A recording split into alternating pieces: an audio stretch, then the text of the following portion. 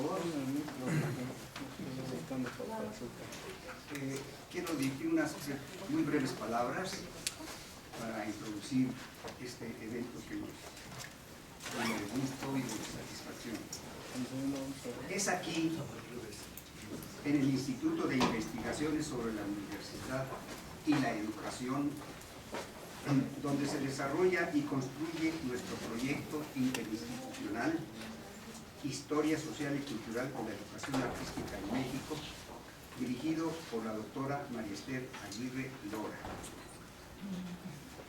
Una de las actividades que fortalecen nuestros propósitos de investigación y desarrollo académico ha sido la presencia en este foro de estudiosos de los campos de las artes y de la historia social y cultural de la educación.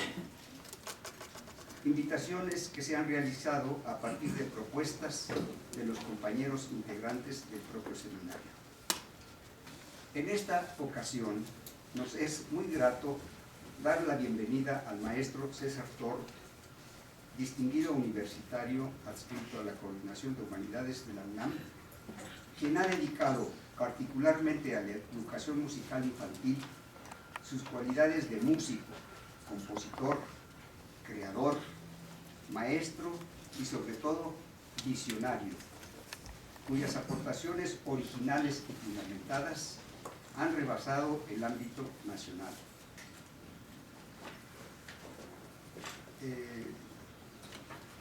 Él ha generado una amplia metodología y con ella los educandos de preescolar y de primaria no solo adquieren práctica y conocimientos fundamentales de la música, sino que paralelamente asimilan importantes elementos de identidad cultural de nuestro país, a través de los recursos musicales y literarios como el ritmo, la melodía, la armonía, la poética, el cuento, etc. Entre los títulos del autor está la obra didáctica musical denominada La música y el niño, editada por la propia UNAM. El proyecto educativo musical ha merecido atención por parte de diversas instituciones de formación musical como son el Conservatorio Nacional de Música de la SED, la Escuela Nacional de Música de la UNAM, la Dirección General de Culturas Populares de la SEP. El señor Leonel Durán llegó por aquí hace un momento, pero yo creo que se fue a pasear por el espacio escultórico. Particularmente en los periodos administrativos de el señor Staffelhagen y Leonel Durán justamente. Desde esta instancia se promovieron en varios estados de la República una serie de cursos dirigidos a maestros en servicio a quienes fueron dotados con los instrumentos musicales y los procedimientos metodológicos propuestos por César Tort.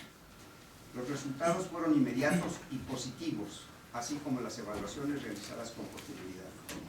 No solo se dieron cambios en los infantes, también fueron notables los cambios en los propios docentes, quienes adquirieron una obra didáctico-musical manejable con la que alcanzaron una nueva y enriquecida relación con sus educandos.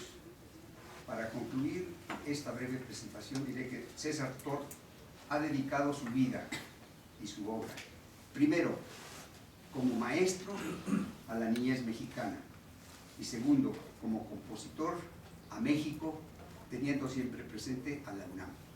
Bienvenido, maestro César Tort.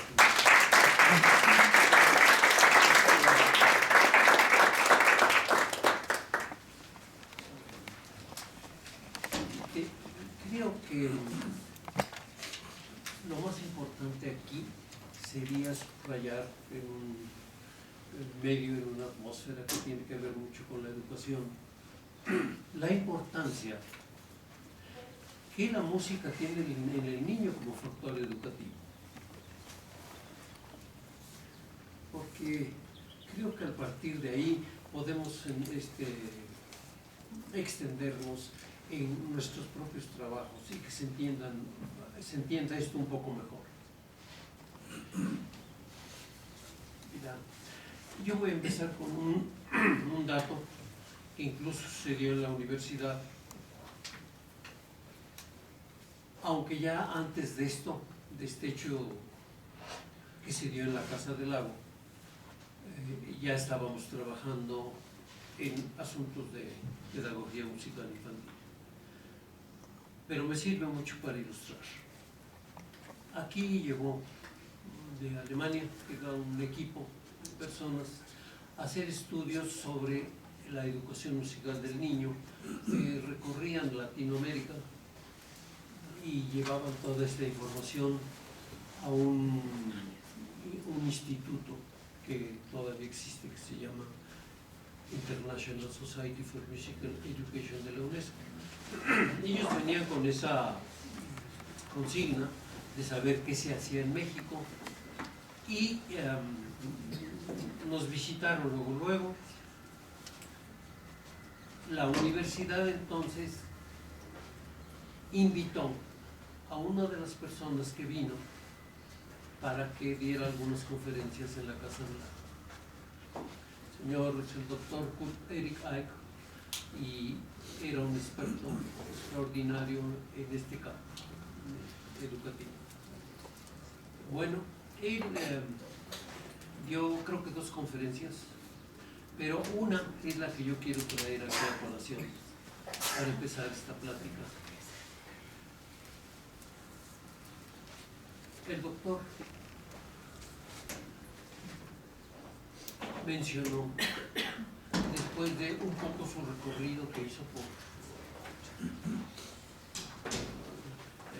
los centros donde le podían informar en México sobre la educación musical del niño, así que ya tenía antecedentes, y creo que precisamente por tener antecedentes de lo que pasaba en México, él enfocó una de sus disertaciones en este sentido.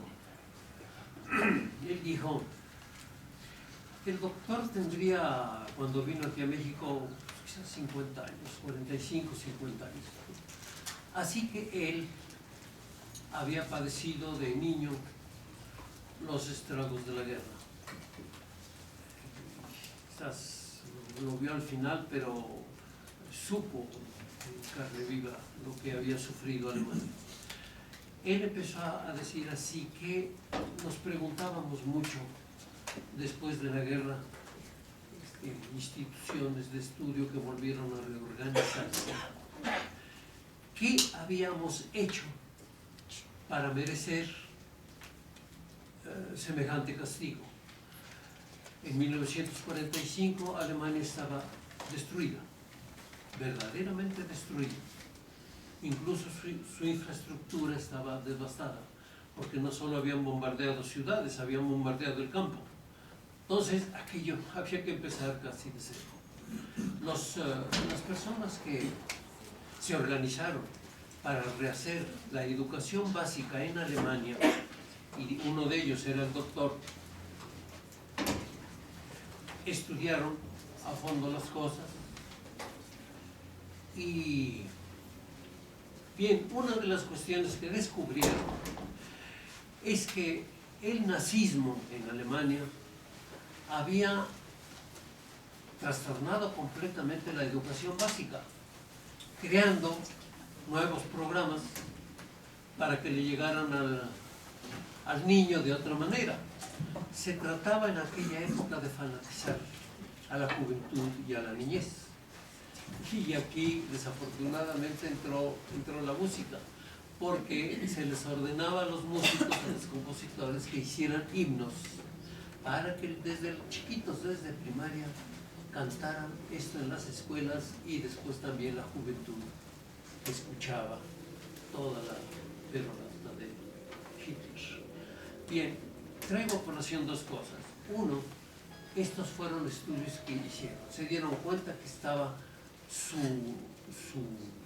tradición en educación básica estaba completamente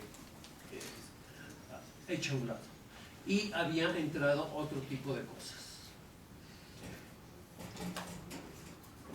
Así que llegaron a la conclusión que en parte lo que a Alemania le había pasado estaba en la educación.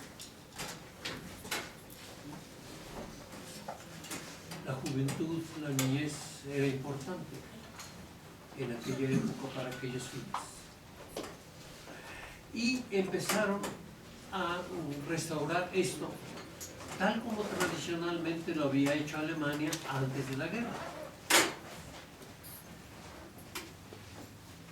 Mencionan que sus reformas, las nuevas reformas que se hicieron en Alemania en educación básica para restaurarla, les dio este tipo de conocimientos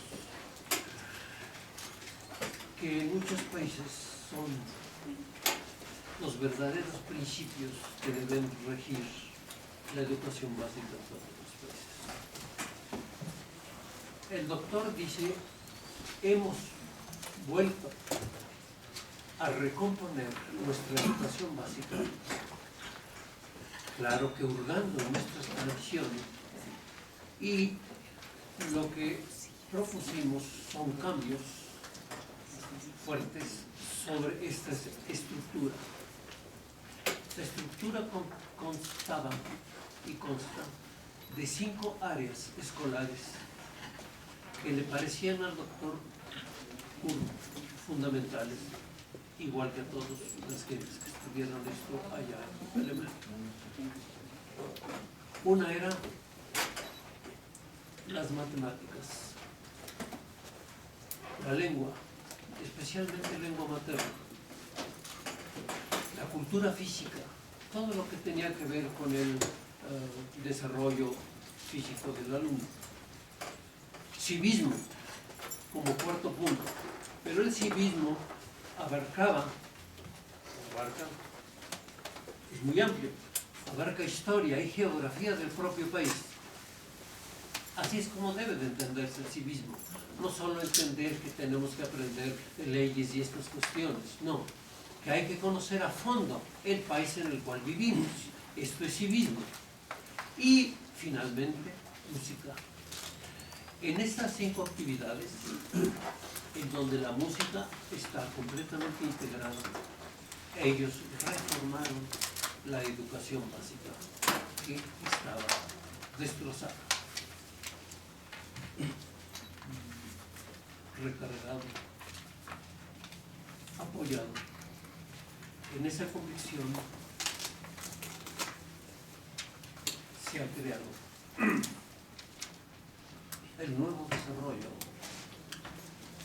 del campo escolar alemán. Creo que lo que ellos mencionan es vigente en cualquier país. Y como quiera que sea, cuando yo empecé a trabajar con niños muy pobres, en 1962, 63, en el Centro de Acción Social de la Secretaría de Educación Pública número 22, yo llevaba esas convicciones. A mí me parecía que la música como actividad escolar debía de ser tan importante como las más importantes actividades escolares. Sobre eso hemos trabajado a través del tiempo.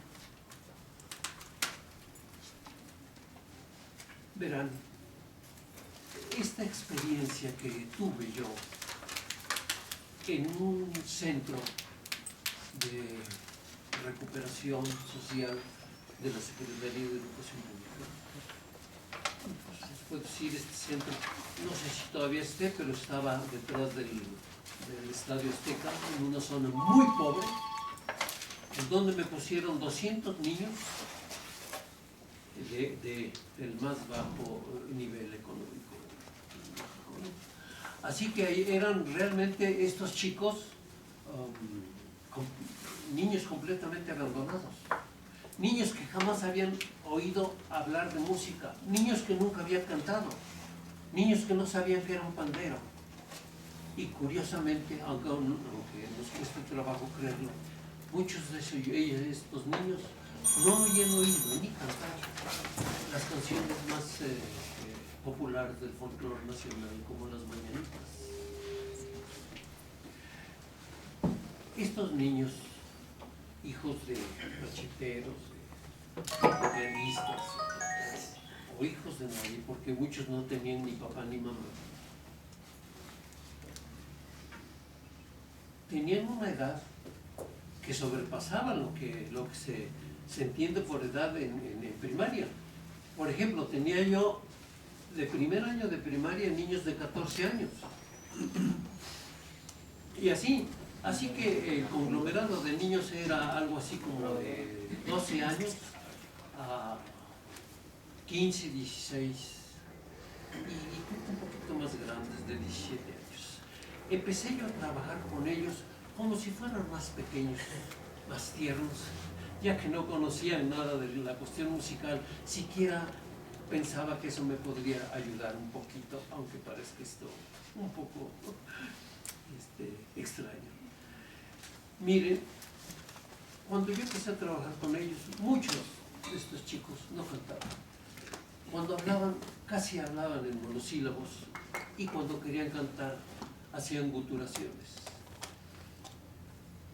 Yo sabía que aquello me iba a costar mucho trabajo, que es muy importante que el niño no solo cante, sino que cante entonado. Así que todo lo que ya llevaba yo actividades rítmicas, llevaba yo actividades de, no exactamente solfeo, pero sí de canto graduado, haciéndoles cantar siempre música, nunca ejercicios de nada, sino música. Esto es muy importante y me voy a extender después. Bien, pues yo estuve 3 años, empezamos a trabajar y claro, los resultados no eran muy buenos, pero sí se empezaron a mover en el campo del ritmo. Poco a poco, con el tiempo, muchos empezaron a entonar. Cuando di mi primer concierto allá, porque era importante mostrar a través de una audición los avances de los niños. Esto es algo que va siempre pegado a nuestras actividades en educación musical, las audiciones públicas. Entonces, a los 2 años, al primer año no pude, pero a los 2 años sí presenté a este conjunto de chicos en un concierto, en donde ellos cantaban entonadas, cantaban a 2 voces, hacían ritmos a varios grupos y tocaban instrumentos. El director del lugar, señor de apellido Vasconcelos, que me parece que es era sobrino de José Vasconcelos, tengo un poco borroso aquello, pero creo que sabía. Me animó a que yo siguiera ahí. Recuerdo que hasta me subieron un poco el sueldo y bien, yo seguí adelante. Pero cuando estaba yo haciendo el 3er año, me llamaron de la Escuela Nacional de Música, el maestro Manuel Reyes Mea, que era su director. Y él me dijo que sabía lo que yo hacía, que quería que se creara un taller en la Escuela Nacional de Música para que extendiera yo ahí mis investigaciones. En el momento en que él me habló no pude atenderlo bien porque yo tenía el compromiso de donde estaba trabajando, pero pensaba que tarde o temprano, aunque con resultados tan buenos, tendría que dejarlo. Así que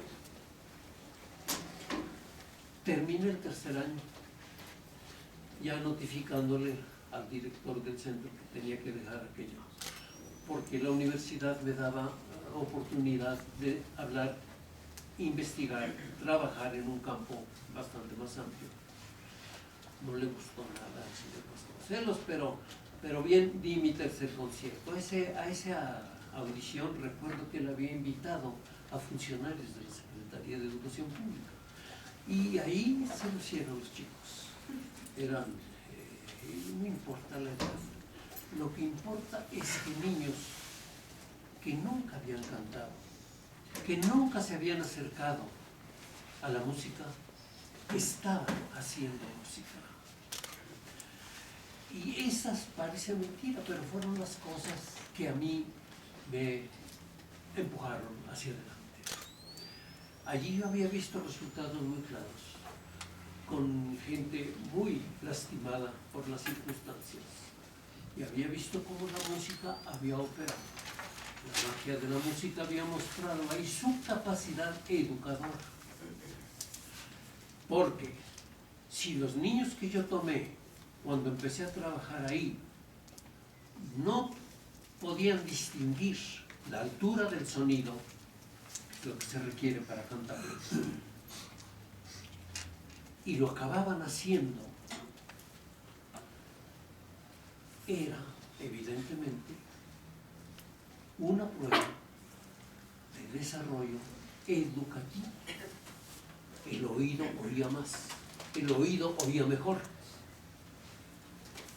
Aparte de eso, haber acercado a este mundo de niños a la cuestión de la vida que les da los elementos musicales era también muy importante para ellos, porque aparte de que su oído se había desarrollado, también se había desarrollado cierto aspecto cultural que lo necesitamos todos. Ya su entorno ya no era chiquito, era un poco más grande. Yo recuerdo que en una ocasión les llevé música de Granada, les llevé música de Vivaldi, música de, no recuerdo de quién, eran cosas sencillas, las suite cascanueces de Tchaikovsky, para que lo oyeran. Y claro, ya con el oído un poquito desarrollado, esto lo escucharon de mejor manera. Estas son pruebas educativas. Aquí la música está operando para formar. La música es materia formativa y por eso debe de estar presente en nuestra educación básica con un rango como lo tienen las actividades más importantes de nuestro mundo escolar. El doctor Ike, pues, me había dado una clave. Si Alemania había hecho eso antes de la guerra, y no solo Alemania, otros muchos países de Europa, incluso los países eslavos, llegando hasta Rusia, les regía ese tipo de conducta educativa. Lo menos que podíamos hacer nosotros es investigar a fondo aquello y adaptarlo. El trabajo que empecé a hacer en la Escuela Nacional de Música y en el Conservatorio, porque fue un trabajo casi simultáneo, estaba yo trabajando en los dos lugares, también muy importante para mí sus experiencias, porque la Escuela Nacional de Música estaba en un barrio de gente muy de clase media, era la Ribera de San Cosme, y el conservatorio en cambio estaba en el Presidente Masaryk, que eran niños de nivel más alto. Tener ese tipo de niños, yo tenía realmente en esa época una niñez muy representativa, que había de todo, y trabajé simultáneamente en los dos lugares. Ahí, gracias a las facilidades que nos dieron, fui ampliando aquello y metiéndome con otras cuestiones que antes no había tocado. Por ejemplo, la música maneja elementos culturales. Así que la música en el mundo escolar, así como debe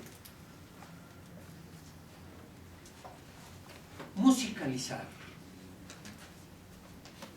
Miren, el verbo hay que entenderlo bien, porque para mí decir hay que musicalizar a un niño no solo quiere decir que fomentemos su sensibilidad musical, no, musicalizar quiere decir educar. Para mí eso significa musicalizar en el mundo escolar. Pero si trabajamos con un elemento que tiene a su vez cuestiones de cultura, entonces tenemos que ver esto con más perspectiva. La educación, especialmente en los países en desarrollo como México, la educación básica debe de ser profundamente nacional. Pongo antes el concepto de profundo, porque quiero hablar de eso, porque quiero mencionar que esto hay que entenderlo de la manera más amplia que se pueda. La educación básica en los pueblos en desarrollo debe de ser muy y ampliamente nacional. Ahí los niños es a donde aprenden a amar la tierra, a conocerla. Las actividades deben de ser más formativas que informativas.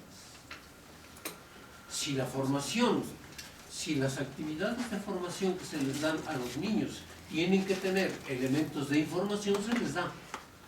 Pero es el carácter formativo el que debe de prevalecer. Esto es la educación básica. Y la música creo que desempeña un gran papel, precisamente porque maneja elementos de cultura. Así que empecé a hurgar en la lírica infantil de México, todo un acervo extraordinario, en el folclore nacional, sumamente rico, en las tradiciones que tienen que ver con la música, y estos me dieron la literatura que yo necesitaba para seguir componiendo para los niños. Como de poeta no tengo nada, pues entonces busqué. Lo que encontré es desde luego una maravilla. La lírica infantil mexicana es algo que debe de estudiarse muchísimo más a fondo. Y desafortunadamente hay antologías, pero muy pocas.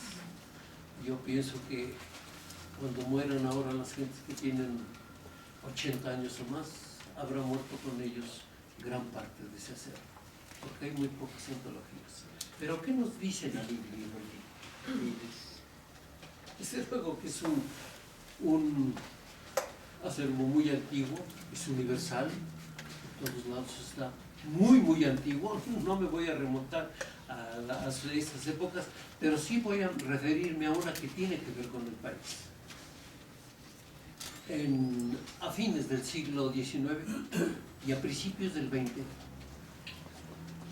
en las casas solariegas de México, en las haciendas, incluso en muchos vecindarios pobres, se crearon rimas con música, importante, con música, rimas muy sencillitas para entretener al bebé.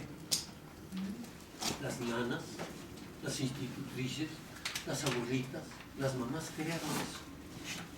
Y con el tiempo, claro, pasaron a ser parte de la lírica infantil. Las letras de esas rimas tiene mucho que ver con el entorno cultural del niño, del bebé. Gracias a ellas, y a que a las nanas y las mamás se los cantaban a los bebés aprendieron cosas como ¿qué es un soldadito? ¿Qué es un payasito? ¿Cuál es la puerta? ¿Cuál es la ventana? ¿Cuáles son mis dedos? ¿Cuáles son mis pies?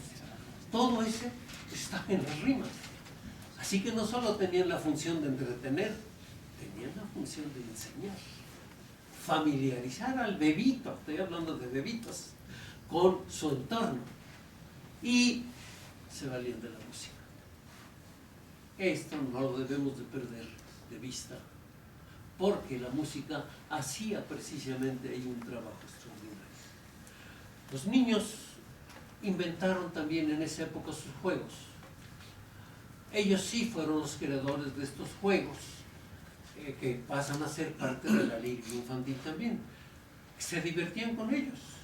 Muchos de ellos todavía nos quedan en la memoria, la mayoría se perdieron.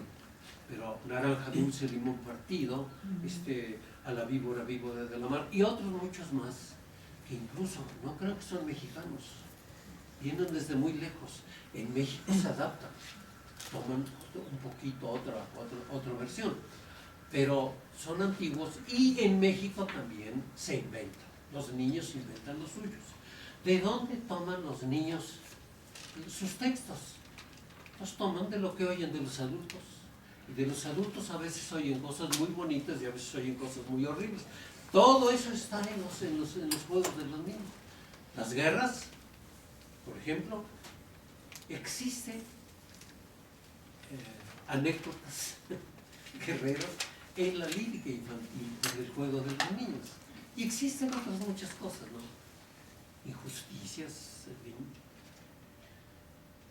Hay que incluso todavía lo cantan, un romancillo que habla de lo ingrato que fue para una chica, una doncella, que la metieran al convento y la encerraran en vez de que se casara, porque ella quería casarse. Ese drama está en la lírica infantil. Yo le puse música. La música se ha perdido. Los textos perduran más. En algunos casos la música existe, en otros lados se ha perdido. Casi en la mayoría. Bien, yo tomé eso. Tomé sus pequeñas rimas, tomé los romancillos de aquella época, muchos de ellos hechos por niños, y tomé cuestiones del folclore. Necesitaba yo las fuentes. En la actualidad, la universidad me ha estado editando los libros y ahora estamos empeñados en una nueva revisión donde los libros van a tener muchos cambios, ya los tienen. Hay muchos cambios y muchas mejoras porque las cosas han cambiado bastante, especialmente en relación al niño. Pero esos libros compendian todo el trabajo que hemos hecho desde que estuve yo empezando a trabajar en un centro de acción social. Así que en lo que hacen actualmente los niños, al recrear con música, con sus actividades musicales, cuestiones de cultura nacional, estamos apoyando un poco el desarrollo nacional del educando. No digo que totalmente, pero aquí la música puede aportar perfectamente un buen proyecto de educación musical, puede hacer que la música apoye el desarrollo nacional del niño.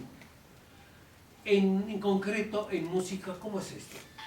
Bueno, aparte de que meter la lírica infantil mexicana en estas cosas y darle nuevamente vida, como se la dieron nuestros abuelos y nuestros antepasados, aparte está el folclore y muchas tradiciones musicales de México. Ahí todas llevan elementos culturales.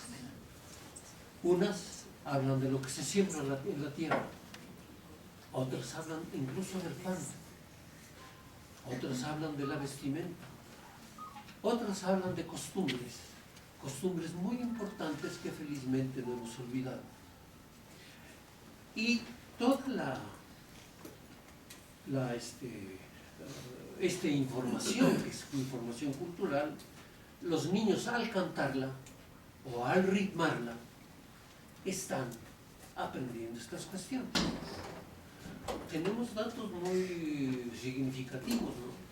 Como por ejemplo, que hay padres de niños que nos han mencionado: mi hijo dice que sus profesores les hablan mucho de un arpa que se da en Veracruz y que también ellos la tocan, porque la arpa veracruzana es muy bonita. Mi hijo dice que los xilófonos que estamos tocando tienen su origen en Chiapas. Bueno, de esto se trata, precisamente de esto se trata. Entonces es un acervo muy grande y muy rico. Nos han criticado mucho por meter estas cuestiones y nos ponen ahí un titulito de nacionalistas. No hay nada de eso. Desde luego que el título me importa un cacahuate, pero no hay nada de eso. No. Creo que la educación básica tiene que ver con la formación nacional del educando. Y la música aporta su parte. Eso es lo que hacemos. No importa lo que por ahí diga. Estoy aquí simplemente mostrando el fundamento de un trabajo que hemos venido haciendo ya desde hace tiempo y que pues la universidad al editarlo siento que se preserva. Es claro, los niños cantan tradiciones, como por ejemplo Amo, Toma, Tarile, Lilelón. Es un juego muy antiguo que, claro, no está exactamente igual ahí, está trabajado de manera didáctica. Les tiene que llegar a los niños, e incluso es una obra un poquito avanzada, que ya los niños necesitan una orquesta más grande, un coro a varias voces, pero al hacerlo están haciendo cultura propia. Miren, lo que hicimos aquí y lo que seguimos haciendo y lo que mostramos, lo hicieron en Europa. Igual. Nuestro error fue este. Una cosa es que un compositor en Hungría, o en Alemania, o en Checoslovaquia, trabaje en asuntos de educación musical y vacíe en su material didáctico elementos culturales de su país. Y otra cosa es que nosotros vayamos y nos traigamos todo de allá. Esto es un error. Lo que tenemos que hacer es lo que ellos hicieron. Y les puedo dar nombres específicos, no son pocos, son bastantes. Los rusos trabajaron mucho en esto. Pero están unos muy conocidos, por ejemplo, Sultan Kodály hizo su método coral, Kodály, para las escuelas, usando el folclore cíngaro de su país. Y se nota a leguas la fuerza del folclore húngaro ahí presente para los niños. En aquella época el gobierno le ayudó tanto cuando él hizo estas cosas, empezó a divulgar, que se difundió mucho este método en Hungría y en algunos países eslavos. Cuando Kodály murió, antes de que muriera, poquito antes, él dijo que moría satisfecho en cuanto a su trabajo educativo, un compositor muy famoso aparte, ¿no? Porque pensaba que en Hungría no había niños desentonados. Así, esas fueron sus expresiones, ¿no? Claro que es muy, ¿cómo le diría a usted? Aparentemente parece sencillo decir, este niño es entonado. Este niño es algo más que entonado. Este niño tiene el oído completamente desarrollado para percibir de mejor manera su entorno sonoro. Es una cuestión formativa el hecho de que un niño entone. Parte de la tarea de educación musical. En Alemania hubo varios compositores, Hindemith y Orff se dedicaron también parte de sus vidas a la educación musical. Orff descubrió, en su época se descubrió un códice en un convento, Carmina Burana, que tenía una gran cantidad de textos en verso sobre la vida de las tabernas de la Edad Media de Alemania. Y bien, esto lo toma Orff y hace 2 o 3 cantatas sobre eso. Pero también de ahí saca material, por la abundancia de textos que tenía, saca material para niños. Y hace un trabajo muy bonito y muy bello para la educación musical del niño en Alemania. Mire, si nosotros hablamos de la educación musical de la vida en un país en desarrollo, podemos extendernos muchísimo porque casi no existe nada. Pero hablar de educación musical en Alemania se antoja a pleonasmo, se antoja una redundancia, y no lo es. Orff cambió las cosas con sus ideas. Él decía, en el mundo escolar, algo que yo pregonaba, y no sabía que Orff había dicho eso. Él decía que en las escuelas los niños tienen que acercarse a la música sin impedimentos teóricos. Nada de solfeo, nada de teoría, nada de esto. Directamente que el niño cante, directamente que el niño toque. ¿Qué hay que hacer para eso? Instrumentos muy sencillos, son los de percusión. Y cantos sencillos también para que los hagan. Si estos cantos son graduados, mucho mejor, porque podemos empezar en primaria o jardín de niños y seguir hacia adelante. Él hablaba mucho de trabajo en aula, ni siquiera se refería a escuela. Nosotros nos debemos de referir mucho cuando hablamos de educación musical al mundo escolar. Pero él especificaba, decía, en el aula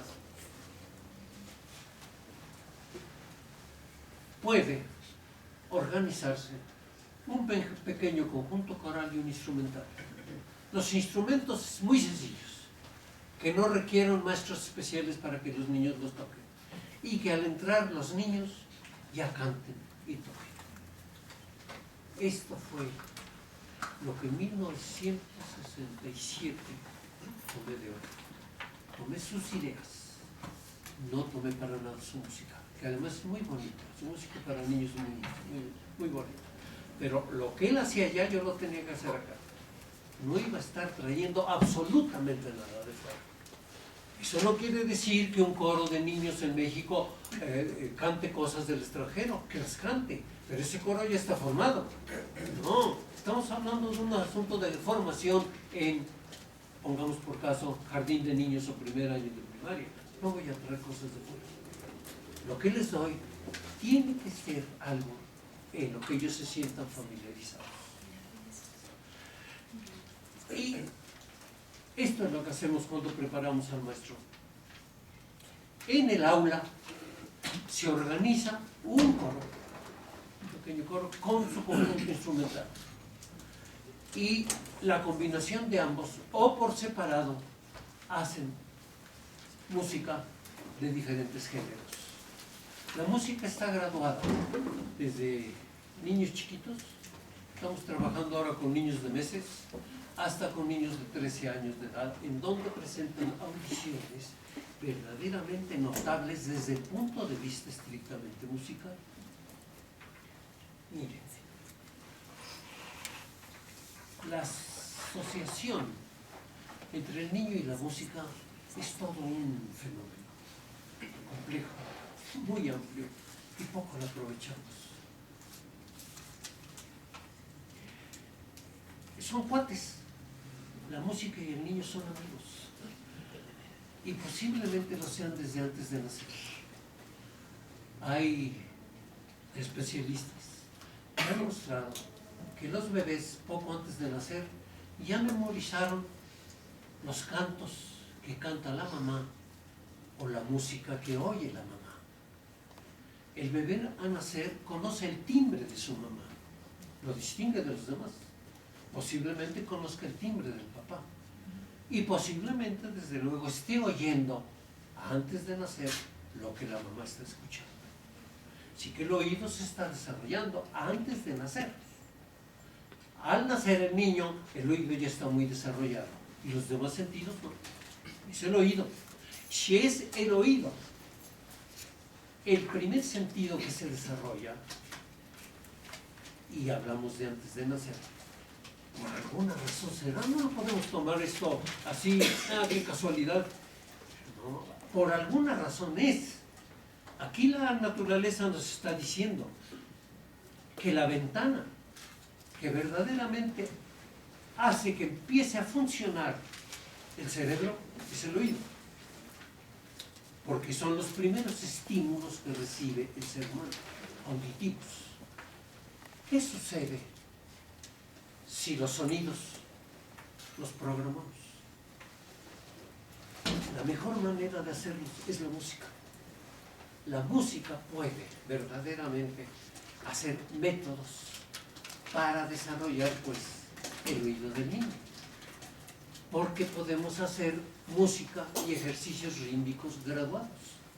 Eso lo permite el arte musical. Eso lo permite su escritura. Y eso, en términos generales, es lo que hemos hecho.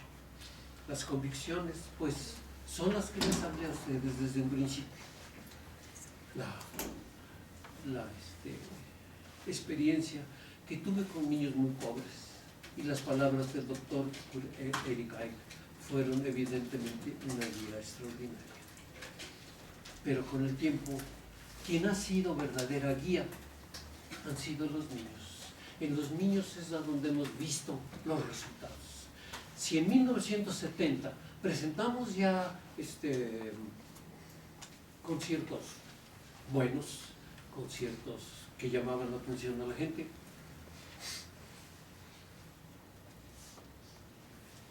en la actualidad estamos presentando cosas que cuando se les platica a la gente, pues lo dudan un poquito, pero que sin embargo son demostraciones vivas de hasta dónde puede llegar el niño en terrenos musicales.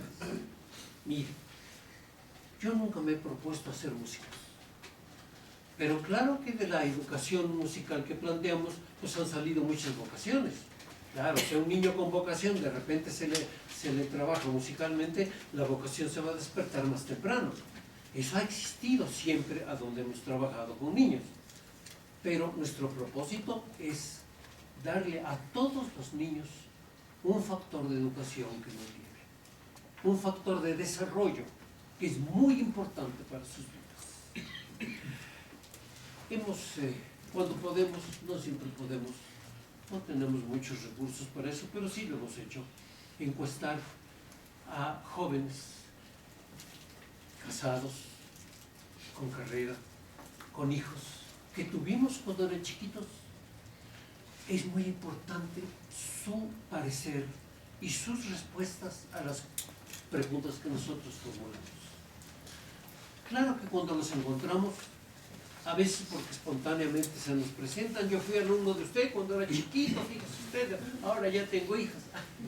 ¿Cómo estaba? No le había visto. El señor Leonel Durán, ahí estuve trabajando con el señor Durán. Bien, estos jóvenes para mí son muy importantes. Entre tanta pregunta que les hacemos, unas que me parecen muy importantes aquí. Dime,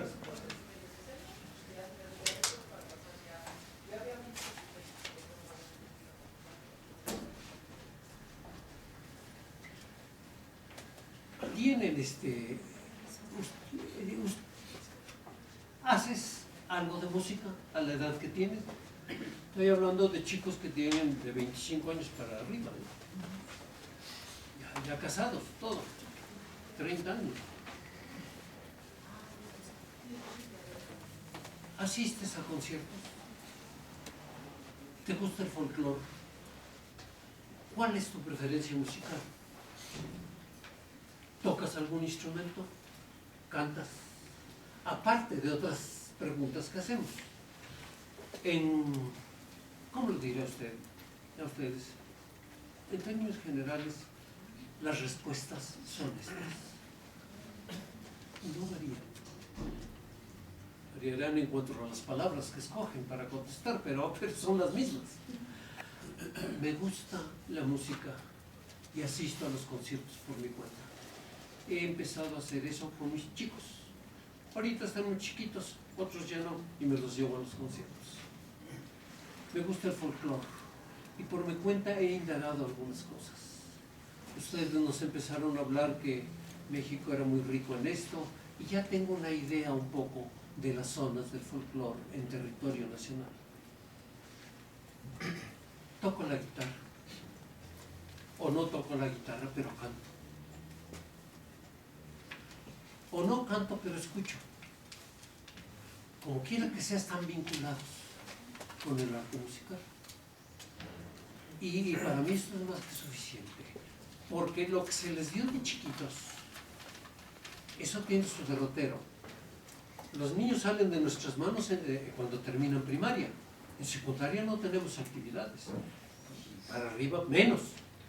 Entonces estos jóvenes, no hablo de jóvenes músicos, no me estoy refiriendo a gente profesionalmente musical, me estoy refiriendo a personas, abogados, ingenieros, doctores, etcétera, etcétera, comerciantes, lo que sea, que no son músicos profesionales y que nunca lo fueron. Ellos dejaron sus trabajos a la edad de 12 o 13 años, musicales.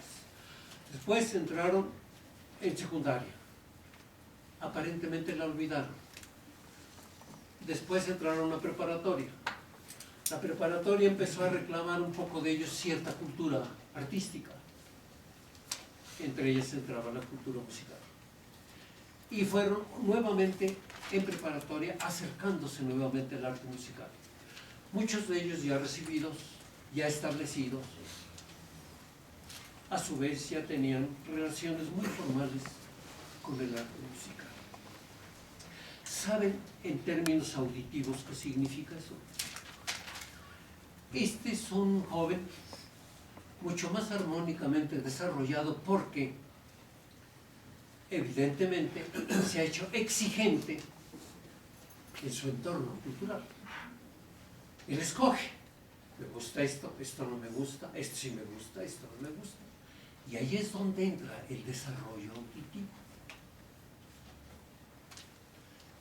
Claro, no creo, no he girado en ese sentido, que sienta que la música es el panacea o que es el único arte que se debe de impartir. Nunca se he dicho semejantes cosas.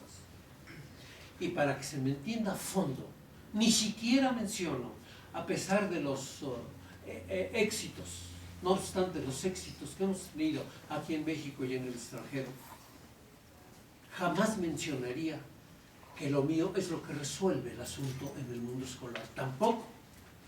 Lo que hemos hecho es un modelo para que se haga en otros lados, no para que se tome literalmente lo que yo hago. Cuando preparamos maestros les decimos,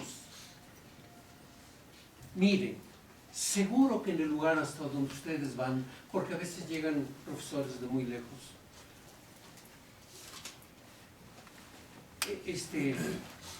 piensan que necesitan hacer viajes largos a la capital para adquirir instrumentos, para preparar maestros. No hagan nunca nada de eso. Ustedes están preparados para ser multiplicadores y los instrumentos los van a encontrar en su entorno. México es tan rico en esos instrumentos que no necesitamos viajar para encontrarlos. Viajar sí, un poquito, pero no desde el norte, llegar a la capital porque voy a comprar unas sonajas, por favor. En el norte hay muchos instrumentos, como hay en el sur y hay en todos lados. Los instrumentos que se necesitan son básicamente de percusión. Si al avanzar los niños ya requieren instrumentos cromáticos, están los marimberos de Chiapas. No necesitamos comprar otra cosa. Una pequeña marimbita nos resuelve en el aula el problema que trae consigo la ventaja de tener un instrumento entonado y cromático como es una marimba. Así que no me entiendan, nunca he propuesto mi trabajo como una cosa que totalice. No estoy hablando de la música como el gran panacea. No, lo que estoy diciendo es con énfasis, eso sí, que le debemos prestar a la atención a la música como factor educativo. Aquí sí pongo el acento. Que México tiene sus recursos para dar a las necesidades de una educación musical nacional todo. El maestro Leonel Durán me invitó hace años a una experiencia, con esa quiero terminar, una experiencia muy importante, porque aunque yo había trabajado con niños pobres y niños ricos, no había yo trabajado en escuelas públicas. Había yo tenido mis talleres, nuestros talleres que habíamos organizado, y había niños ahí de todo, pero no habíamos trabajado en el lugar donde se debe de trabajar, en las escuelas. Y hablo de escuelas públicas, no escuelas particulares. Bien, culturas populares, estaba al frente el señor Durán, me dio la oportunidad de hacer experiencias. Recuerdo que cuando yo fui, les dije, mire usted, las culturas populares creo que es una institución de investigación, pero que no creo que tenga que ver mucho con la educación. Yo me dedico a la educación y me dijeron, el doctor Stanley y el doctor Durán me dijo, no, lo que usted hace preserva elementos culturales nacionales porque usted los maneja. Y por eso queremos hacer una experiencia con lo que usted trabaja. Yo pensaba que se iba a trabajar en el Distrito Federal. No, pero tampoco. Está saturado esto. Vámonos por fuera. Así que empezamos a trabajar en la provincia. Esta experiencia duró 8 años. No creo que se haya hecho en ningún lado de Latinoamérica, no solo en México, de Latinoamérica. No lo creo, no tengo noticia. Y he asistido con frecuencia a congresos donde se presentan gentes de Sudamérica, de todos lados.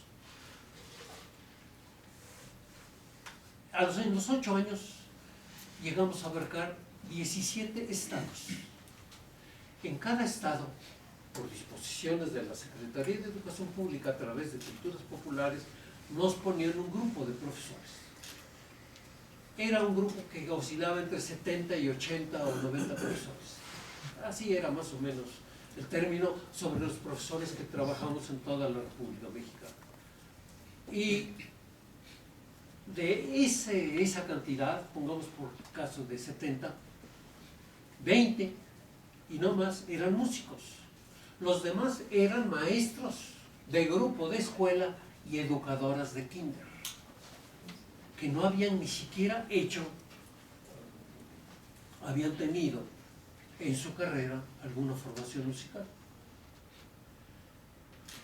Así que la experiencia fue tan grande que pudimos darnos cuenta de muchas cosas que necesitábamos para después mencionar: verdaderamente México puede resolver con sus propios recursos una educación musical a nivel nacional. Pero necesitábamos, estos datos nos los dio Culturas Populares. Por ejemplo, en Chiapas dimos 7 cursos, es donde más trabajamos. En Puebla dimos un curso, en Veracruz dimos 4. Además de otros estados, voy a hablar de lo que sucedió en nuestros 3 estados. Como en Chiapas, que era Tuxtla Gutiérrez, donde íbamos a trabajar, y fuimos 7 veces,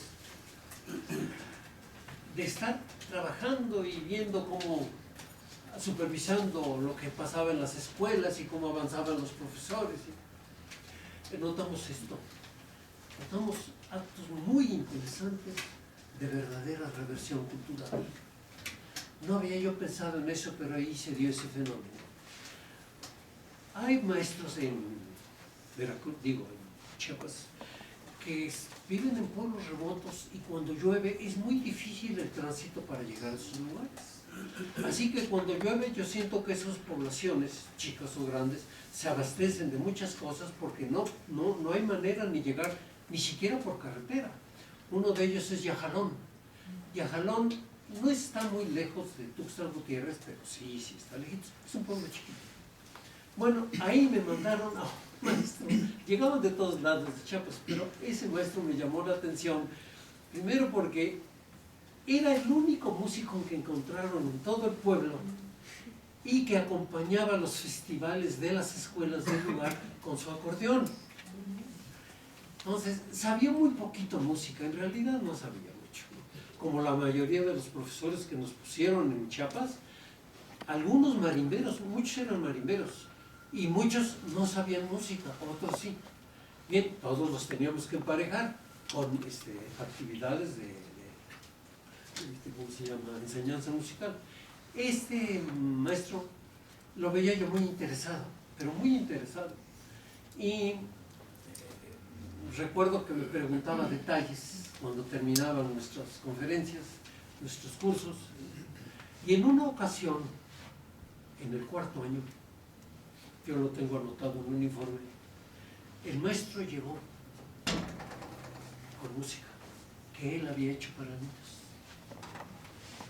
Esto es lo que clamamos, esto es lo que queremos, esto es lo que se puede hacer. Porque en todos lados donde yo fui, encontré jóvenes que eran compositores, pero que hacían composiciones para el radio, para diversión, para otras cosas. Estos chicos, con la instrucción necesaria, pueden ser buenos compositores para los niños. No podemos hacerlo todo, pero sí mencionarles que en México están todos los recursos.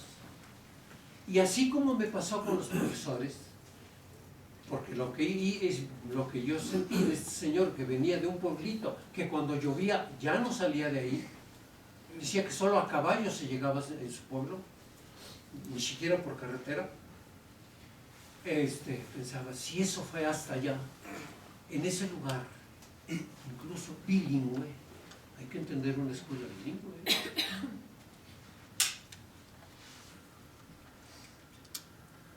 Puede suceder con mucho más facilidad en escuelas, aunque sean pobres, pero más cercanas a lugares donde la gente se abastezca y tengan mejor comunicación.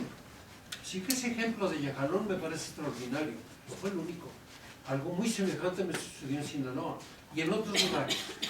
Bien, en Puebla encontré, a pesar de que solo fuimos una sola vez y me pusieron 150 maestros, encontré 4 profesores jóvenes que querían componer para los niños. Y lo supe eso porque allá tuvimos una controversia. Por algún motivo llegaron de la capital gente a tratar de fastidiar al curso. Llegaron con cosas raras, ¿no? Muchos maestros que preparamos se enojaron y nos fueron a ver ya que había terminado el curso. Entre ellos estaban los 4 compositores y me dijeron, maestro, yo quiero componer para niños y que usted me diga si esto está bien o está mal. Y no les haga caso a esos que vinieron, que quién sabe qué, que nos vamos a correr una... Bueno, así estaba la cosa. Pero el dato se los doy porque estos profesores tomaron conciencia. Me dijeron, nosotros podríamos componer para los niños. Quizás es la parte más difícil de un programa de educación musical a nivel nacional. Los instrumentos no, la composición sí, pero en todos lados. Ahí está toda esa gente, ahí están los instrumentos, ahí está el folclore. Estos son los recursos que necesitamos.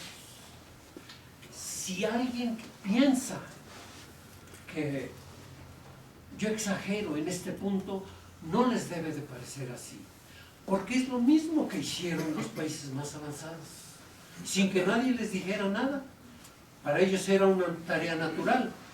Aquí la hago exactamente lo mismo y me empiezan a decir un rosario de cosas. No importa, la tarea tiene que ser de esa manera. La educación musical en nuestro país puede ser verdaderamente una realidad. Los recursos, aquí los tenemos. Pues de esta manera termino y les agradezco mucho su atención.